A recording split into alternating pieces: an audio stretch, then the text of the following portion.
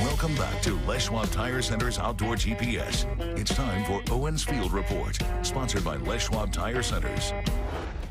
Now, as most of you are well aware, I don't spend any time in Astoria unless I'm forced to. So let's just get that out of the way. I look forward to the main stem of the Columbia turning on, and it's usually that middle part of August, last week of August, somewhere in there, we start to see a pretty good spike of Chinook traveling below Bonneville, of course, heading their way upriver, and that's where a lot of us like to intercept them, and we call that the dead zone. Okay.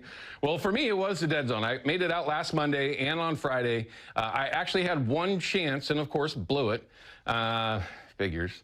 But there has been some fish getting caught. Now, we're not going to get to the fish counts yet, but when we do, you'll see things are starting to change for the positive.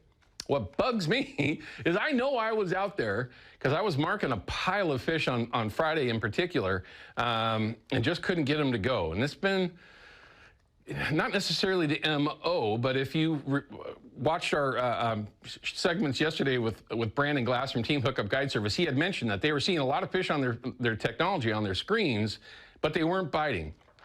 And that could be for a number of different reasons, right? Could be water temperature, could be, I mean, how many excuses can we come up with? But there's certainly some fish that are starting to ramp up. We'll get there. But if you're like me, this would be the week that I would start getting a little bit more serious about it, maybe covering some ground. And it does seem like, at least over the years, the lower you are, the better off you are. But sometimes being as far up as you can go can be beneficial. So it's just going to have to fall down to areas that you're comfortable with on the Columbia.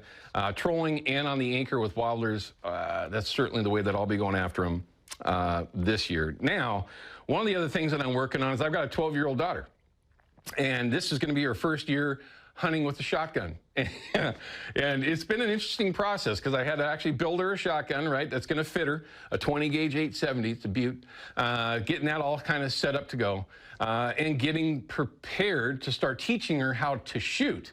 So here's where I'm going to ask a question. If anybody has any advice, send me a message on our Facebook page or email us or something, because I've never trained anybody to shoot a shotgun. It's just that simple. I'm sure I can pull it off, but I have no clue where to start. So feel free to share any advice that you might have. Quick reminder, though, I got to throw out there to you for all of us that have been here for a long period of time. We've had a security blanket when you're talking about our shotguns, our pistols, our rifles, whatever. If you break them, to get them fixed. And typically, that's Allison Carey Gunworks. And I've been going there since I started hunting ducks back in 1990. Literally in 1992, I was there quite a bit. I couldn't afford a good shotgun. I was breaking the ones that I had. And I really got to know those guys well over the years. And it's sad to say, but Brian and Jeff, they're retiring. Allison Carey is going away at the end of this year. And again, if you're like me, you probably have a project in there somewhere that you wanted to get fixed. You've just been kind of putting it off. This is the time to get those over to Allison Carey now. The one that I've got a project on is an old model 1216 and just needs some upgrades and some repair. So that's one I'll be taking to them. So just kind of keep that in mind. We're not going to have a gunsmith around here. At least we're in the area that I'm in, the Oregon City, Vancouver, Portland area. They're just retiring. And they were great.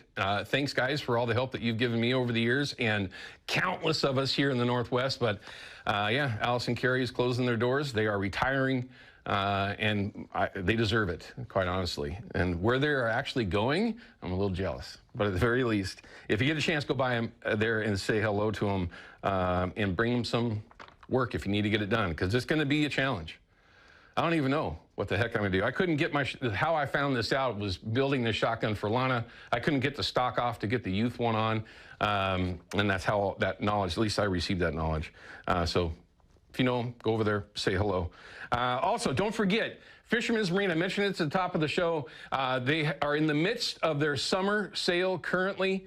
In that sale, this is the time for all of us that are getting prepared for our upcoming hunting seasons to get that extra camping gear, sleeping bags, whatever it is. All that stuff's going to be in that sale. You can take advantage of it now before that season gets to us in just a couple of weeks. And if you wanted to save yourself some dough and just re-up some of the gear that you need, this is the time to do it without question. But let's go ahead and start showing you the fish counts.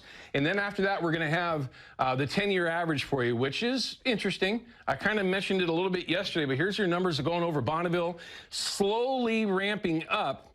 And then yesterday at 45, 65. So to see those numbers doing what they're doing now, you might think, well, okay, well, that's not a whole bunch of fish. It's really not. But based on the 10-year average, this is really good. This is all... It's just a good sign, right? Trying to be positive. Let's just hope that the fish do migrate through like they're supposed to. But let's take a look at that 10-year average, and you'll see what I'm referring to. If you look down here, the red line is this year. You always do that right in the middle of what I'm trying to point to. The red line is this year, blue line is last year, and the black line is the 10-year average. Well, we're well above where we were last year and significantly more than that 10-year average. Now, if you look at these numbers, at least the lines, there's certainly a drop-off. You see a big bounce, and then it drops off, and that's even in that 10-year average. So I'm sure we're going to see something change. All that falls down to water temperature, what they're doing at the dam, when these fish are going to actually make a move over it. But this is just positive stuff. This is good stuff. Hopefully we can make something happen. There's a lot of questions already about, well, what's going to happen September 15th? Well, the river's going to close. It's unfortunate. They're allowing kill nets out there on the Columbia as we speak.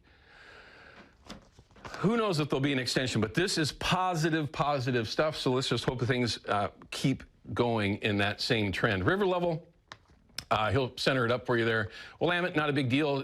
You'll see on the Columbia, very much similar. Very tall tides, very low water at the bottom of the tide. You're talking 1 foot or less at the bottom of the tides, and vertical tides. These are certainly, if you're going to be spending time on anchor, depending on areas that you're going to be in, the closer you get to Bonneville, the less that outgoing tide, or incoming tide, I should say, really affects you.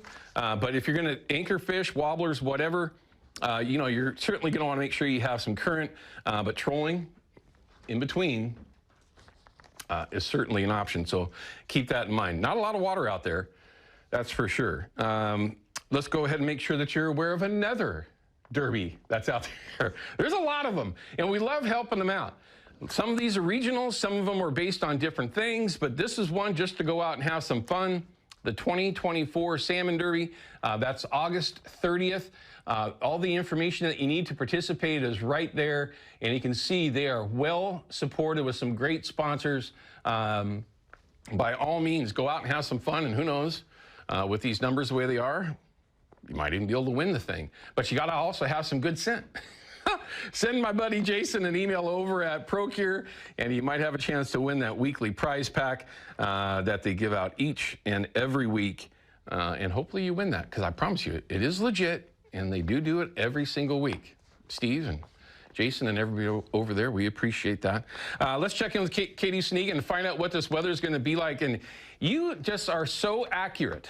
We hit it yesterday. You hit that so perfectly, almost to the hour, when everything was going to change, and it really did in a hurry. Yeah, let's pull the curtain back a little. We were a couple degrees warmer than we thought it was going to be, but as far as the timing and how that system came and how it impacted us, all of that was basically spot on. What we're looking at for this week is much calmer conditions and quite a bit cooler. Here's a look off that Willamette Valley Vineyard camera. Partly cloudy skies, that's what you can expect for today, and basically the entire week. There's the low pressure center that we were tracking, and typically that northeast corner of a quadrant of the system is where the majority of the activity is. So as it's moving up, you can see that there it is right there. We're getting these little rain bands and clouds as everything's being pulled and drawn up into that. This is like that perfect textbook look of a low pressure center, and that means our clouds will be coming and going, and we have a chance for just a few sprinkles here or there, especially in the northwest corner of the state and there along the coast.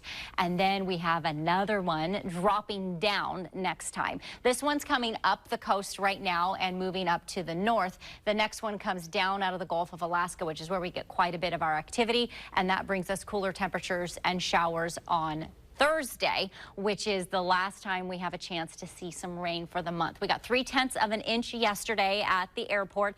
Mark, who lives out in Corbett, our chief meteorologist, he had 6/10 of an inch and then less in other areas. We all got rain. One more chance. Cool week during the day, warm nights. So you seem to like this forecast here, Owen? I love it. I mean, listen, we need all the help we can get with as many fires that are around here. I mean, I don't know if that rain yesterday helped with that, but at the very least, cooler temperatures helps out significantly. Cooler temperatures and higher humidity help at least suppress fire growth, but the lightning, that's another story. So we got to keep an eye on that. No doubt about it. Thank you very much, Katie. Have a great week. All right, it looks like I've got a little bit of time here. I've got Jack from Washougal. Ryan, I hope I'm not pinning you down here. Oh, we don't. Okay. Okay, we just lost Jack. Well, there you go, Jack. We're trying to help you out. And there you go. But it looks like I can answer the question.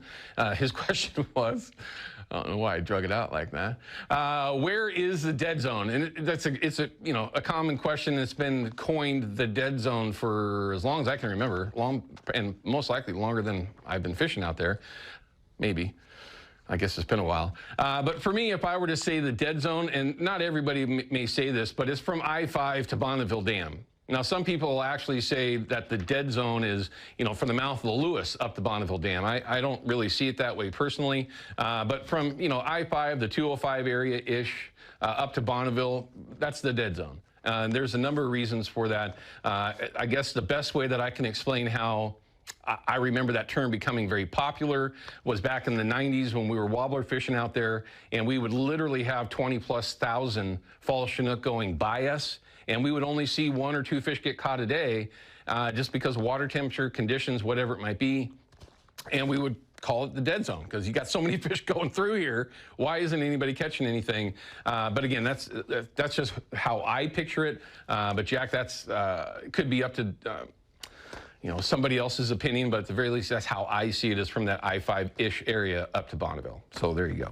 All right, we're going to cut to a break. When we come back, I've got Brenda Kita from the Home Building Foundation. We're going to talk about an upcoming event that they have going on that you can participate in, especially if you like to do some trap shooting, and maybe you've never been to the Portland Gun Club. This might be a great excuse to go out and check it out as well. We'll be back with that in just a couple of minutes. Outdoor GPS is brought to you by P-Line, because we fish, by Hawken Fishing, perfection in fishing gear, and by Haxton's Canvas and Upholstery, the trusted name of the Pacific Northwest.